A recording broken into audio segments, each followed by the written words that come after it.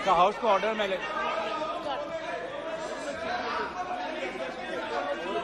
Sir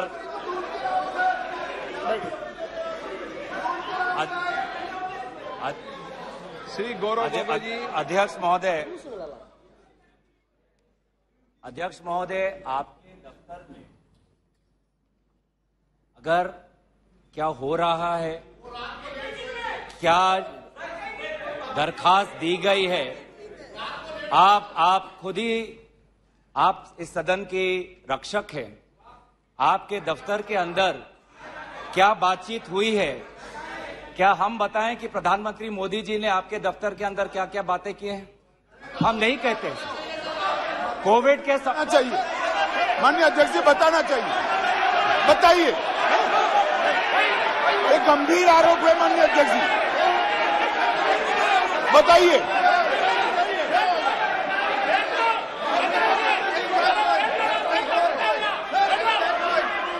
sir, प्रधानमंत्री जी का लेंगे आप, प्रधानमंत्री जी का नाम लेते हुए और चेयर का नाम लेते हुए ऐसा अनाप शनाप आरोप नहीं लगा सकते।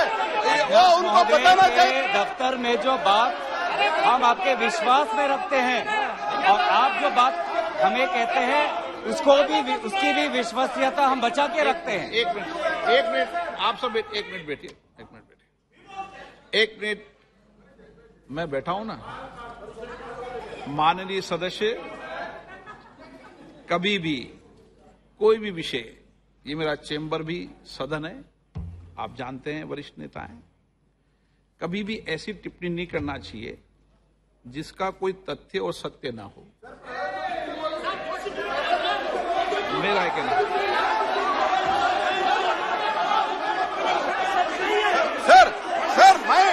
सर मैंने जो पब्लिक डोमेन में है सर, पब्लिक जो पब्लिक डोमेन में है, इन्होंने जो लेटर दिया है और प्रेस को भी कहा है, सर, प्रेस के पास अनुभव होता है, प्रेस के पास भी सर इनका लेटर है सर, प्रेस पे चल रहा है। उसके बारे में मैंने पूछा, मैंने कुछ सीक्रेट नहीं पूछा, इनका जो सीक्रेट है मैंने नहीं पूछा, लेकिन इन्होंने क्या बता रहे हैं, माननीय प्रधानमंत्री जी का नाम लेके शेयर कर गरिमा और एक संसद की, उनको पता है, वो बोलने तो हम भी चर्चा के लिए तैयार है, लेकिन ऐसा अनाप शनाप आरोप नहीं लगा सकते हैं। अगर मंत्री महोदय, अगर ये ऐसा नियम शुरू करना चाहते हैं कि सदन, आपके दफ्तर में जो बात होती है उसको बाहर उजागर करना चाहेंगे तो बात हम भी रख सकते हैं सर, हम भी उल्टा बात रख सकते हैं अंदर के। तो इस प्रकार के आप संसदीय मंत्री हैं, आप इस पब्लिक डोमेन में, please understand, it is in the public domain, it is in the media, it is in the social media, what are you talking? हमारे अध्यक्ष महोदय के दफ्तर में जो बातें करते हैं उसको इस प्रकार से आप उसका उल्लंघन मत करिए। आप संसदीय मंत्री हैं, आपको अपना कर्तव्य याद रखिए। आपका लेटर पब्लिक डोमेन में है, याद रखिए, आपको अपना कर्तव्य याद रखिए। अध्यक्ष महोदय, अब एक मिनट, महत्वपूर्ण विषय पर चर्चा कर रहे हैं। कोई भी ऐसा, हम इस सदन की गरिमा के अनुसार बोले, सदन की परंपराओं के अनुसार बोले। अविश्वास प्रस्ताव एक गंभीर प्रस्ताव है, तो मेरा सभी सदस्यों से आग्रह है कि वह चर्चा को गंभीरता से करें तो उचित रहेगा। गौरव गोगोई जी। अध्यक्ष महोदय, मैं इस प्रस्ताव को आपके समक्ष रखता हूं और आपकी अनुमति की अपेक्षा करता हूं कि मैं अपना वक्तव्य रखूं। अध्यक्ष महोदय, मैं सबसे पहले आपका आभार प्रकट करता हूं कि आपने इंडिया अलायंस के इस अविश्वास प्रस्ताव को आपने स्वीकार किया।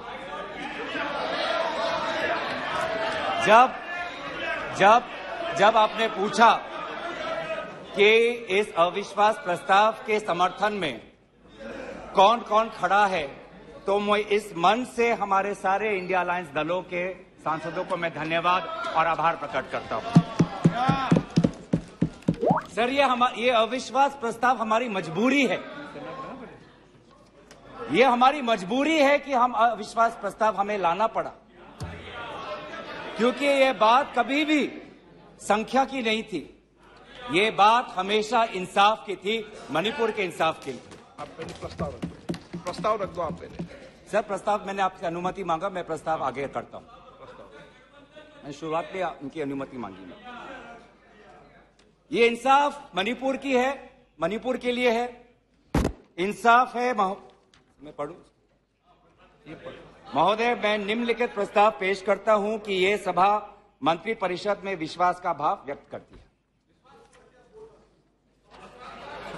सर अध्यक्ष महोदय, ये अविश्वास प्रस्ताव मणिपुर के लिए हम लाए हैं, इंडिया अलायंस, क्योंकि मणिपुर आज इंसाफ मांगता है। मणिपुर का युवा इंसाफ मांगता है, मणिपुर की बेटी इंसाफ मांगती है, मणिपुर के किसान इंसाफ मांगते हैं, मणिपुर के छात्र इंसाफ मांगते हैं। और मार्टिन लूथर किंग ने कहा है, मार्टिन लूथर किंग ने कहा है कि अगर कहीं भी नाइंसाफी हो तो वो हर जगह के लिए इंसाफ का खतरा बन सकता है। Injustice anywhere is a threat to justice everywhere. तो ये जो घटनाएं मणिपुर में हो रही है, इसको ये हम ना समझे कि उत्तर पूर्वांचल के किसी कोने में हो रहा है, ये भारत में हो रहा है सर। अगर मणिपुर जल रहा है तो भारत जल रहा है। अगर मणिपुर में आग लगी है तो भारत में आग लगी है। अगर मणिपुर विभाजित हुआ है तो भारत विभाजित हुआ है। तो आज हम सिर्फ मणिपुर की बात नहीं कर रहे, हम भारत की बात कर रहे हैं। सर हमारी मांग स्पष्ट थी कि देश के मुखिया होने के नाते प्रधानमंत्री सदन में आए, अपनी बात रखे, अपनी संवेदना प्रकट करे और उस पर सारे पार्टी समर्थन दे और मणिपुर को एक संदेश जाए कि इस दुख की घड़ी में पूरा सदन मणिपुर के साथ है, हम मणिपुर में शांति चाहते हैं। यह हमारी अपेक्षा थी, यह हमारी अपेक्षा थी। लेकिन अफसोस की बात है कि ऐसा नहीं हुआ। प्रधानमंत्री महोदय ने एक मौन व्रत लिया कि सदन में ना लोकसभा में कुछ बोलेंगे ना राज्यसभा में कुछ बोलेंगे, और इसीलिए अध्यक्ष महोदय ये नौबत आनी पड़ी कि हम अविश्वास प्रस्ताव के द्वारा प्रधानमंत्री मोदी जी का मौन व्रत हम तोड़ना चाहते हैं। सर साफ साफ 3 सवाल है प्रधानमंत्री महोदय से। सवाल पहला कि आज तक वो मणिपुर क्यों नहीं गए? राहुल जी गए, इंडिया अलायंस के विभिन्न पार्टीज गए, गृह मंत्री जी गए, एमओएस होम गए, पर देश के मुखिया होने के नाते प्रधानमंत्री मोदी जी क्यों नहीं गए? यह है सवाल पहला। सवाल दूसरा कि लगभग 80 दिन क्यों लगे प्रधानमंत्री मोदी जी को मणिपुर पे कुछ बोलने के लिए, और जब बोले तो सिर्फ 30 सेकंड के लिए बोले, और उसके पश्चात आज तक भी प्रधानमंत्री मोदी जी की तरफ से ना कोई संवेदना का शब्द, ना कोई शांति की याचना। मंत्री मंडल बोल रहे हैं कि हम बोलेंगे, हम बोलेंगे। आप बोलें, आपको किसी ने नहीं रोका, लेकिन प्रधानमंत्री मोदी जी एक प्रधानमंत्री होने के नाते उनके शब्दों में जो महत्व है वो किसी मंत्री के शब्दों में नहीं है। माफ कीजिएगा। प्रधानमंत्री मोदी जी अगर प्रधानमंत्री होने के नाते एक शांति की पहल करें, उस कदम में जो ताकत है वो किसी मंत्री या किसी सांसद में वो ताकत नहीं है, एक प्रधानमंत्री होने के नाते। सवाल हमारा तीसरा कि प्रधानमंत्री जी ने आज तक मणिपुर के मुख्यमंत्री को बर्खास्त क्यों नहीं किया? आपने गुजरात में जब निर्वाचन आए, गुजरात में जब आपको अपनी राजनीति करनी थी तो गुजरात में मुख्यमंत्री बदल दिए, एक बार नहीं 2 बार। उत्तराखंड में निर्वाचन आ रहे थे तो उत्तराखंड में 1 बार, 2 बार, 3 बार, 4 बार शायद आपने मुख्यमंत्री बदल किए। त्रिपुरा में निर्वाचन आए तो त्रिपुरा में भी आपने निर्वाचन आपने से पहले अब मुख्यमंत्री को बदला। मणिपुर के मुख्यमंत्री में ऐसा क्या आपने विशेष आपका आशीर्वाद आप दे रहे हैं जिन्होंने खुद कबूल किया है कि आज मेरे कारण एक इंटेलिजेंस फेलियर हुआ है? ये 3 सवाल हैं सर, और शायद इन 3 सवालों का 3 उत्तर भी है। प्रधानमंत्री मोदी जी मणिपुर पर क्यों मौन हैं? शायद उस प्रश्न का उत्तर भी 3 है। पहला उत्तर कि प्रधानमंत्री मोदी जी को कबूल करना पड़ेगा कि उनकी डबल इंजन की सरकार, उनकी सरकार मणिपुर में व्यर्थ हो गई है, विफल हो चुकी है। इसीलिए आज मणिपुर में 150 लोग मरे, लगभग 5000 घर जलाए गए, लगभग 60,000 लोगों आज शिविर में हैं, लगभग 6,500 FIR है। और मुख्यमंत्री, प्रदेश के मुख्यमंत्री होने के नाते जो एक संवाद का वातावरण बनाना चाहिए था, जो एक शांति, अमन और सद्भावना का एक वातावरण जो बनाना चाहिए था, आज उन्होंने सिर्फ मई महीने से नहीं, पिछले 2-3 सालों से ऐसे कुछ भड़काऊ उन्होंने कदम लिए हैं जो आज समाज के बीच में तनाव पैदा हो गया है। आज हम मणिपुर गए हैं। क्या मणिपुर में यह सबसे पहला हिंसा हुआ है? नहीं। क्या उत्तर पूर्वांचल में यह सबसे पहला हिंसा हुआ है? नहीं। इससे पहले भी हुए हैं, मणिपुर में भी हुए हैं। मैं खुद उत्तर पूर्वांचल का हूं, मैं खुद जिम्मेवारी से कहता हूं कि हुए हैं, लेकिन पहली बार, अरे आप में से तो कोई गया भी नहीं, आप क्या जानेंगे? पहले जाओ और फिर हमें परामर्श दो, पहले आप लोग जाओ।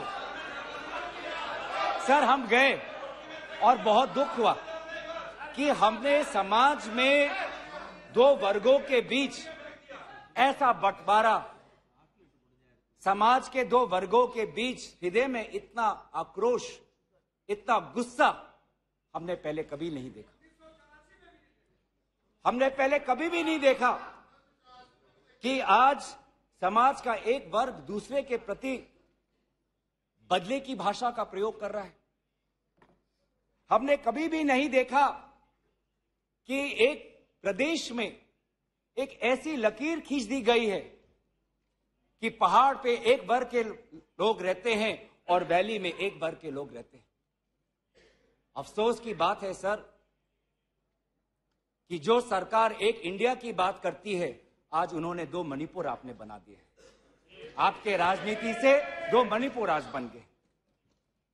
मैं मणिपुर के मुख्यमंत्री को, इस सदन से पूर्व प्रधानमंत्री वाजपेयी जी की राजधर्मों को याद करने के लिए सलाह दूंगा, जिन्होंने कहा कि राजा के लिए, शासक के लिए प्रजा में भेद नहीं हो सकता, ना जन्म के आधार पर, ना जाति के आधार पर, ना समुदाय के आधार पर। सर, आज इस माहौल में अगर सबसे ज्यादा पीड़ा किसी को झेलना पड़ा है तो महिलाओं और बच्चों को। हमने देखे हैं वो वायरल वीडियो में, उनका मैं उल्लेख नहीं करना चाहूंगा, उससे सबको पीड़ा हुआ। और ऐसे मुख्यमंत्री जी ने स्वयं कहे कि ऐसे 100 FIRs हैं। हम भी गए हैं सर, इंडिया डेलीगेशन, हमारे संसदीय दल, उस परिवार से हम मिलके आए हैं जिसमें 2 महिलाओं के साथ इतना बुरा व्यवहार हुआ, अत्याचार हुआ। हमने ऐसे भी एक परिवार से मिले जिसमें एक 80 साल की महिला, जो एक स्वतंत्रता संग्रामी की पत्नी थी, उसको घर के अंदर बंद करके जिंदा जला दी। जो 2 महिला जिसको लेकर आज सुप्रीम कोर्ट तक ये बात गई है, उसमें से एक महिला का पति कारगिल में हमारे देश के लिए हमारी सीमा को सुरक्षा कर रहा था। वो कारगिल का जवान बोल रहा है, मैंने देश को बचाया पर मैं अपने घर और अपने परिवार को नहीं बचा पाया। जब हम उनसे मिलते हैं तो हमको क्या कहें? आप लोग कहते हैं हम फोटो ऑप करने गए थे। सर, दुख के समय में संवेदना उनको देने गए थे। आज महिलाओं, बच्चों के साथ आऊंगा, सारे बातों पे आऊंगा, सब पे आऊंगा। धर्मीय जगह को भी बख्शा नहीं गया। धर्मीय अनुष्ठान पर भी आज भीड़ घुसी और उसका असम्मान किया। आज इंटरनेट नहीं है। आप कहते हैं कि सब नॉर्मल है, स्थिर है, आज भी इंटरनेट नहीं है, बच्चे स्कूल नहीं जा पा रहे, लोग अपनी बातें नहीं रख पा रहे। आज भी कितनी महिलाओं पर अत्याचार हुआ है, वो अपनी बात ही नहीं रख पा रहे। वो तो वीडियो वायरल हो गया, नहीं तो मुझे लगता था कि आज तक प्रधानमंत्री मोदी जी मौन रहते अगर वीडियो वायरल नहीं हो। पर ऐसे हजार से ऐसे अत्याचार हुए। लेकिन वहां के मुख्यमंत्री क्या कहते हैं? अभी ड्रग्स के ऊपर वो बोलते हैं ये सब ड्रग्स के लिए हुआ है। अध्यक्ष महोदय, बहुत गंभीर पूर्वक मैं ये बात अपने आपके समक्ष सदन में रख रहा हूं कि मणिपुर के मुख्यमंत्री के कार्यालय से जब एक ड्रग माफिया के बड़े नेता को वहां की पुलिस ने पकड़ा तो मुख्यमंत्री के दफ्तर से फोन गया कि उस ड्रग के माफिया को बचाओ, रिहा करो। और वो ड्रग का माफिया कौन था? वो ड्रग का माफिया आप ही की दल के ऑटोनोमस डिस्ट्रिक्ट काउंसिल के चेयरमैन थे, जो वहां पे जब इटोचा सिंह को पकड़ा गया, लोयांग नांगबंग इटोचा, जब इस व्यक्ति को पकड़ा गया तो मुख्यमंत्री के दफ्तर से फोन गया कि इसको रिहा करो। और ये इटोचा कौन है? वहीं के राज्य सरकार के पीएचई मिनिस्टर सुशील द्रो के भाई हैं। आज ये इन सरकार राज्य में ड्रग्स की बात करते हैं, ड्रग्स के साथ मुख्यमंत्री महोदय के दफ्तर का ताल्लुकात है। ये बात मैं नहीं कर रहा, वो पुलिस अफसर जिनको इनकी राज्य सरकार ने मेडल दिया, वो आज वो बात कर रही है कि ये सरकार ने मुझे मेडल दिया और यही सरकार मुझे ड्रग्स से जुड़े हुए इनके दल के नेताओं को छोड़ने के लिए कह रही है। उन्होंने अपना मेडल वापस कर दिया राज्य सरकार। पॉपी फार्मिंग की बात करते हैं। आज आपका ही narcotics and affairs of border NAB ये कहता है the scale of poppy plantation in Manipur has spread across 15,400 acres of land in the hills between 2017 and 2023. 2017 में आपकी सरकार आई थी।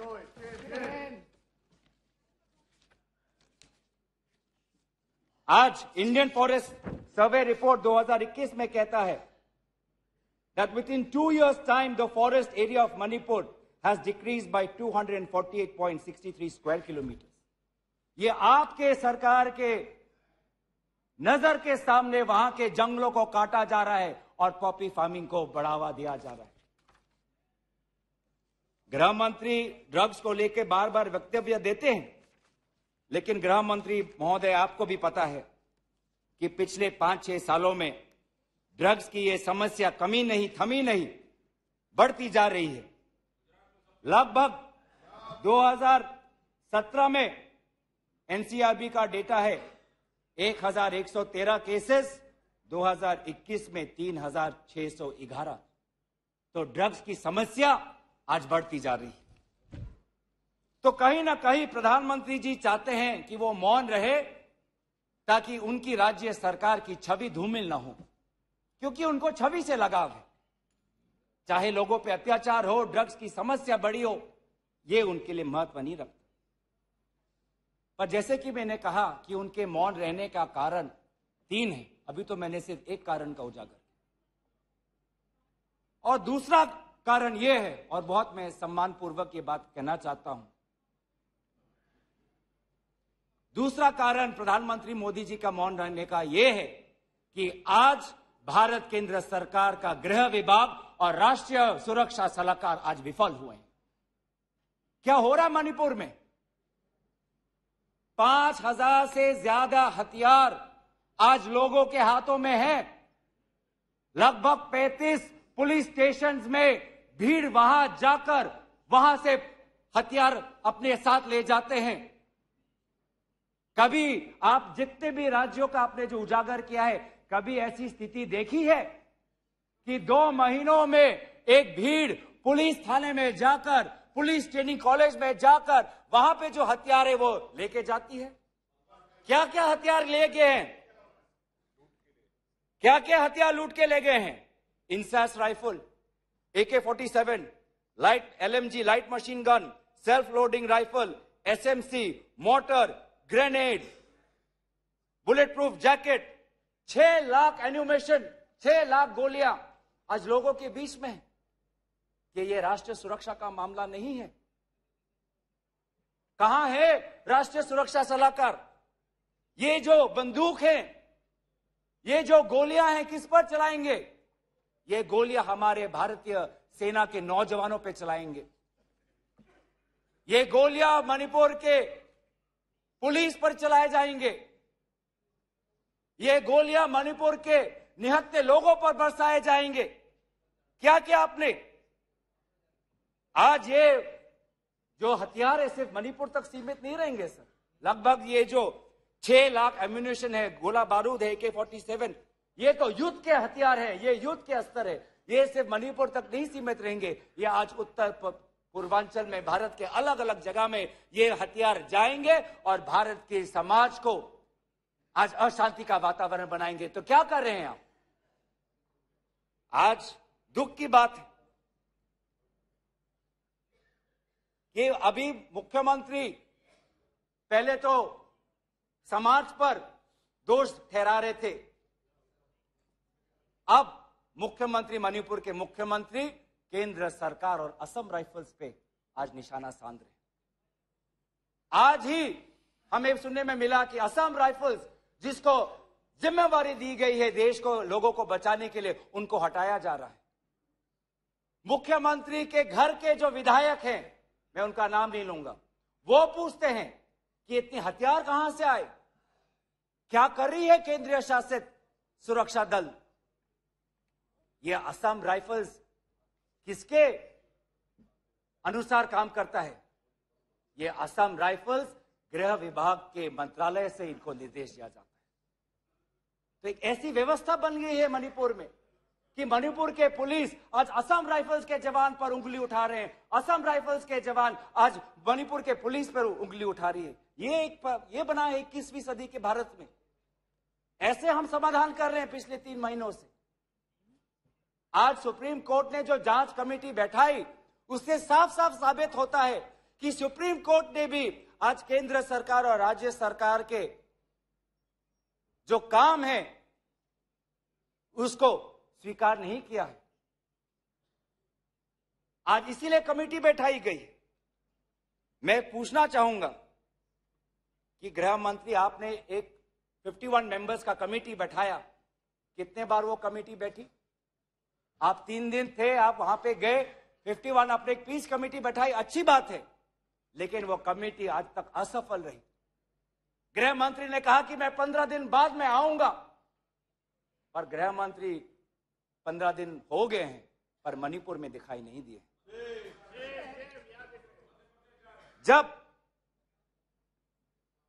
एक suspended insurgency group UKLF, United Kuki Liberation Front का चेयरमैन SS हाउकेप लीगल बयान में, एफिडेविट में यह बात कहता है कि भाजपा ने 2017 और 2019 के निर्वाचन में एक उग्रपंथी संगठन का उन्होंने सहयोग लिया। एक लीगल एफिडेविट में यह बात लिखा है। यह है इनका राष्ट्रवाद, यह है इनका राष्ट्रवाद। जो राष्ट्रवाद देश की अखंडता को आज सत्य के दांव पे आज भूल चुका है।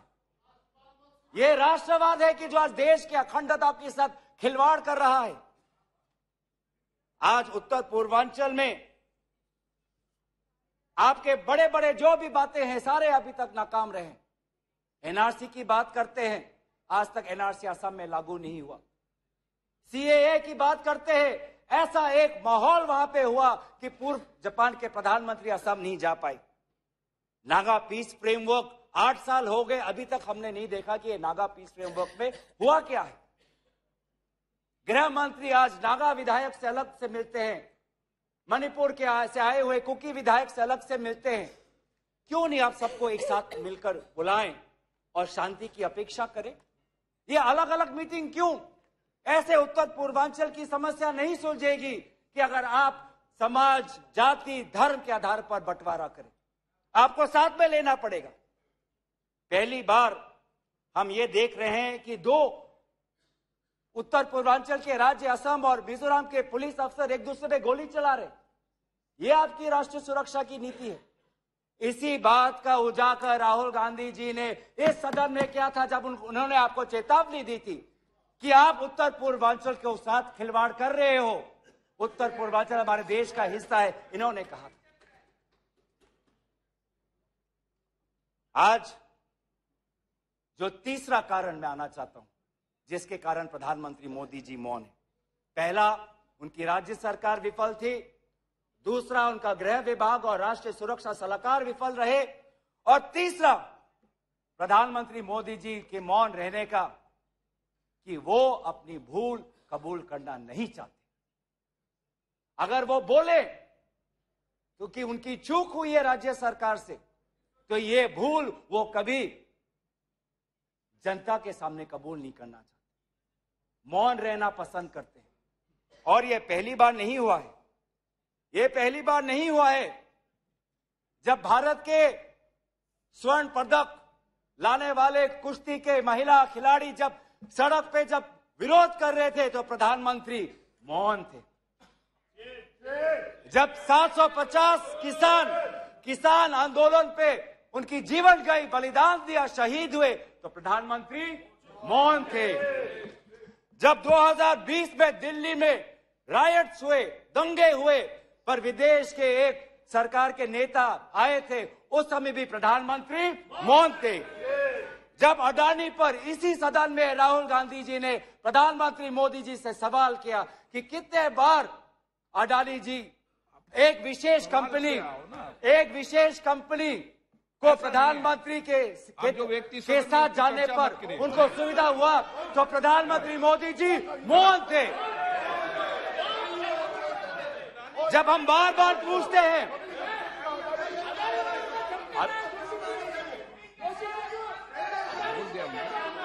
सर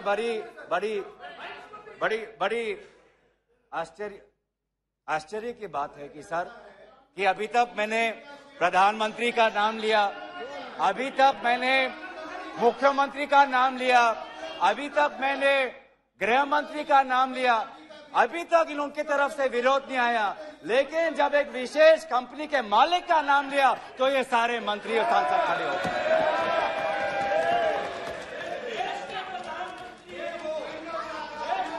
किसकी सरकार है सर? ये किसकी सरकार है? जब चीन पर हमने सवाल किया, चीन पर आप पूछे, मैं चीन पर आता हूं, जब चीन पर हमने सवाल किया कि चीन हमारे सीमा के अंदर कितने किलोमीटर पर है, तो प्रधानमंत्री मोदी जी मौन रहे। प्रधानमंत्री मोदी जी ने G20 के बाली समिट में प्रेसिडेंट शी जिनपिंग के साथ क्या बातचीत की, उनके विदेश मंत्रालय ने इसको छुपाने की कोशिश की, लेकिन जब चीन के विदेश मंत्रालय से बात आई तो भारत सरकार के विदेश मंत्रालय ने खुद कबूल किया कि हाँ, हमने ये बात छुपाई थी कि बहुत संवेदनशील बातें प्रधानमंत्री मोदी जी ने शी जिनपिंग के साथ बाली में किया। हम पूछना चाहते कि क्या बातें की आपने, क्या समझौता हुआ, क्या बताएंगे?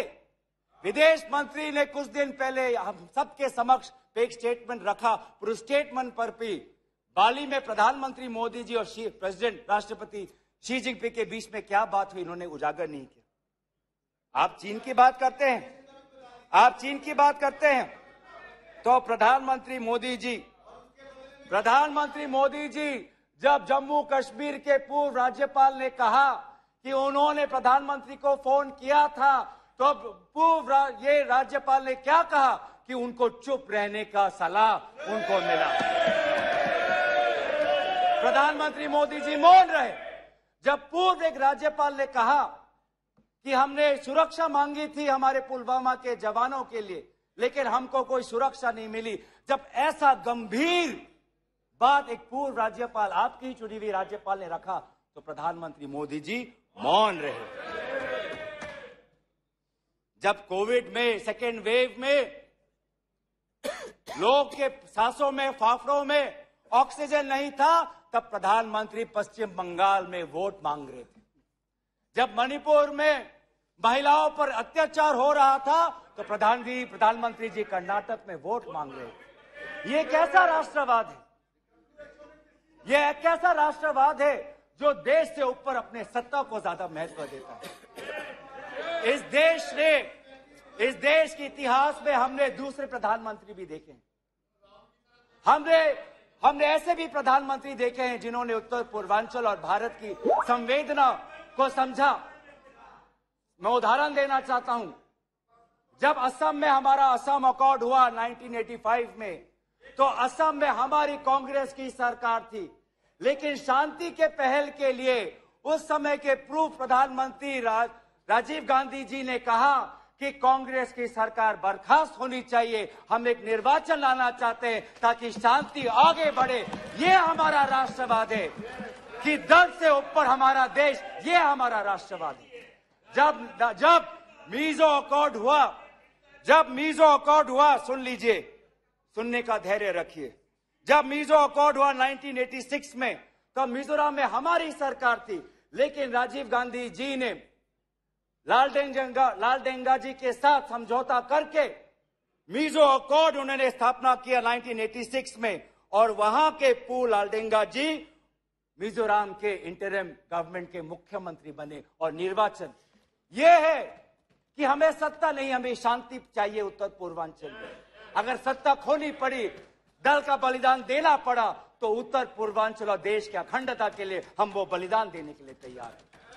सोनिया जी को याद होगा, जब मीजो अकॉर्ड हुआ उसके अगले ही दिन राजीव गांधी जी और सोनिया जी मिजोरम गए थे, आइजवाल गए थे, और जगह जगह पर लोगों ने इन दोनों का स्वागत किया और उन्होंने कहा, स्वागत राजीव गांधी जी, वेलकम राजीव गांधी जी, आप शांति के प्रतीक हो। ऐसा पहल प्रधानमंत्री मोदी जी मणिपुर में क्यों नहीं करते? हम उनका समर्थन करेंगे, हम उनका समर्थन करेंगे।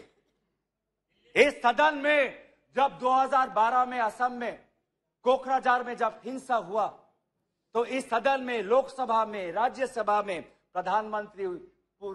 हमारे पहले प्रधानमंत्री डॉक्टर मनमोहन सिंह जी ने इस सदन में उन्होंने बात रखी। जब कोकराझार में जब हिंसा हुआ, तो उसके 7 दिन बाद प्रधानमंत्री मनमोहन सिंह जी वहां पर गए और उन्होंने कहा, क्या कहा? उन्होंने कहा असम में जाकर, we are one people, we are one nation, we must live together as such, we must restore peace and calm throughout the area. ऐसी बातें प्रधानमंत्री मोदी जी क्यों नहीं करते? चलिए मेरे दल का नहीं, मैं आपके दल का उदाहरण देता हूं। जब 2002 में गुजरात में जब दंगे हुए, तो उस समय के प्रधानमंत्री वाजपेयी जी गुजरात गए थे, शाह आलम के वो रेफ्यूजी कैंप में गए थे। तो सीधा सर, मैं प्रधानमंत्री जी से 3 में हमारी याचना है। 3 हमारे याचना है। याचना 1 कि वो सदन में आकर अपनी बात रखे, लोकसभा में आए और राज्यसभा में भी जाएं, लोकसभा में भी आए और राज्यसभा में भी जाए।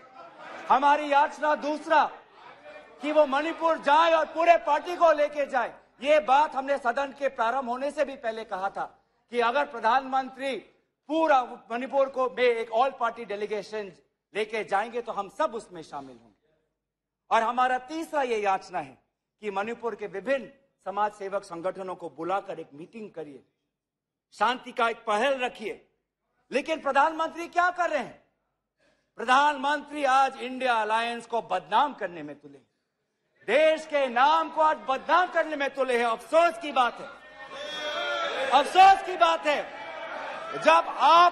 जब आप पॉपुलर फ्रंट ऑफ इंडिया की बात करते हैं, इंडिया मुजाहिदीन की बात करते हैं, ईस्ट इंडिया कंपनी की बात करते हैं, तो हम इंडियन इंस्टीट्यूट ऑफ टेक्नोलॉजी की बात करते हैं, हम इंडियन स्पेस रिसर्च ऑर्गेनाइजेशन की बात करते हैं, हम इंडियन पुलिस फोर्स की बात करते हैं, हम इंडियन एयरफोर्स की बात करते हैं।